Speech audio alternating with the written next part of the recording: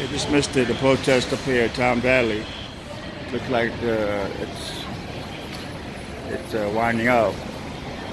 But the First Amendment at its best, you got the LAX Airport Police on the scene over here. And it is Town Valley. It's getting a lot better now. They're allowing a lot of the First Amendment to come in, freedom of speech, and the right to protest. I just missed it, and then they had the cops on the other side looking in. So it's over now. The cops are leaving, but it looked like it was a peaceful protest, and I like it. The airport has come a long way as far as people protesting. We had the anti-Donald Trump protest here a year ago. I covered that, the whole 3 days of that. So, all right, I missed it. How did it go? It went really good.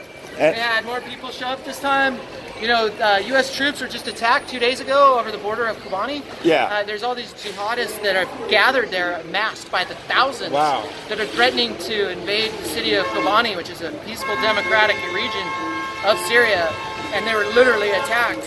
And yesterday, our troops took fire. Yesterday. So, but we're helping out, right? We are helping out. And the U.S. is standing behind the Kurds and standing beside the Kurds. There's joint patrols with the U.S. Army and Special Forces with the Kurds that are there to maintain the peace. Yeah. These are patrols that they're not fighting ISIS patrols. Meanwhile, the Kurds are fighting ISIS down south. But they're still strong? And ISIS still has thousands and thousands and thousands of fighters because they're able to recoup and resupply in Turkey.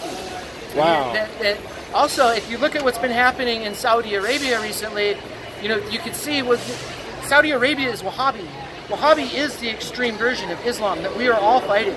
And so until the world actually addresses dealing with the powers like Saudi Arabia and Turkey and holds these people accountable for creating this extremism, we're going to have this blight upon our world. And we're going to have this blight upon the Middle East. The goal of Turkey is to destabilize the Middle East so it can re-scoop up what was once its Ottoman Empire. Wow, man. And so it's very important right now, especially with elections coming up on Tuesday. It's very important that we vote.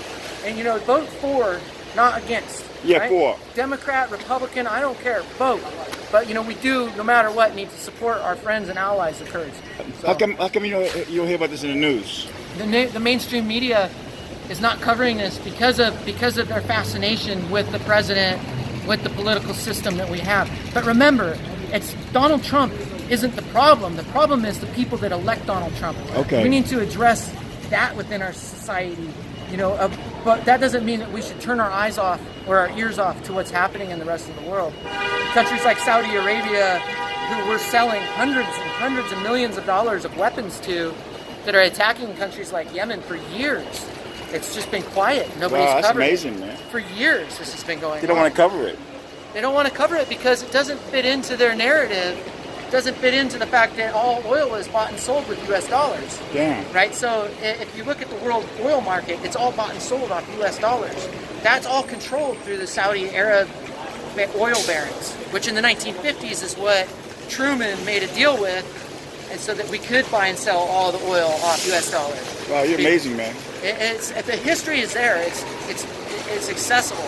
It's just a matter of us reaching out and tapping the source. Do you think that this airport will ever get hit by the main line? I think that the Wahhabis crashed planes in our buildings in 9/11, and we attacked Afghanistan. Right. But it was Saudis. Okay. Okay, so until we address the issue of Saudi, until we address the issue of Turkey, that extremism and the destabilization of the Middle East is going to proliferate. Those countries need to be held accountable. They need to be held to a standard where equal rights and women's rights and religious freedom are not something that people are dying for. And what about Israel? I think that, you know, Israel is an area that has for many thousands of years going on has had a potential to be a powder keg. But all these people, all the Jews, the Christians, Muslims, we all pray to the same Abrahamic God. Yeah. So I feel that Israel actually has the most hope for the solution out of all of us. And Iran? The current policy in Israel isn't conducive to that. But if policy changed in Israel, it could be something that brought everybody together. Just like how, well, in Iran, I think that Trump is putting, I think the United States government, specifically being carried out by Trump, by crushing the economy of Iran is very dangerous, because it could destabilize that region in a very unintended and very not good way. And I think that in a region that has suffered from so much war and so much instability, that with the Iranian regime, that we should work with that regime to make sure they're not creating nuclear weapons, to encourage them through incentives not to support and supply people like Assad. Assad, more Iranian troops have died fighting for Assad than actual Syrians fighting for Assad. Wow, so there's a lot of regional playing in the area that Iran is meddling in, and maybe they got a neighbor that just got $100 billion worth of jets that is gunning for them. That doesn't make a peaceful area. Yeah. Right? So as we sell guns, as we pour gasoline onto the fire, we can't necessarily hold these regimes in the same accountability if we were there like spraying water on it. Yeah. Right? So, and I think it's really important, and it's really unfortunate that the media doesn't cover it. Yeah, it's unbelievable to me. No, it does. It's very important. So where do you guys go next after this place?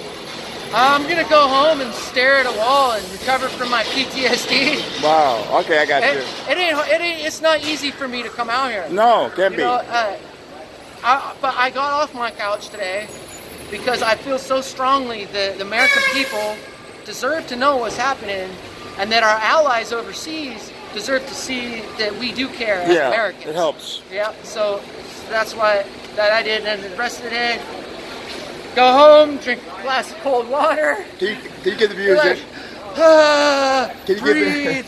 Can you give the viewers your name? Yeah, my name's River Rainbow O'Mahony Hag. And your website? You can find me on Facebook or on Twitter. And what's that? Facebook is River Rainbow O'Mahony Hag, and Twitter's One Mad River. Well, I love when you guys come out here because the First Amendment is live and well. Yeah, this is democracy at work. And really. It's amazing. We have the right to do this, and we should exercise our rights. And please make sure to vote on Tuesday. Okay, thank you, man. Thank you, sir. It's a pleasure. It is a pleasure. Thank you.